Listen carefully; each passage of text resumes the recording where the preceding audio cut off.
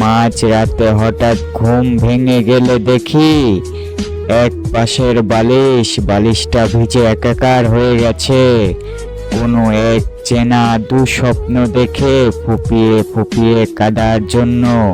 আমি জানি একদিন সব ঠিক হয়ে যাবে, তবুও এক জীবনে আর কোনোদিনও একজনকে ক্ষমা করতে পারবো না, ভালোবাসতে পারবো না। আমি জানি একদিন সব ঠিক হয়ে যাবে, তবুও শেষ নিঃশ্বাসের আগ পর্যন্ত আর কাউকে কখনো বিশ্বাস করতে পারবো না। একদিন আসলেই সব ঠিক হয়ে যাবে। একদিন আর কান্না পাবে না, অসহায় লাগবে না, হাহাকার জাগবে না।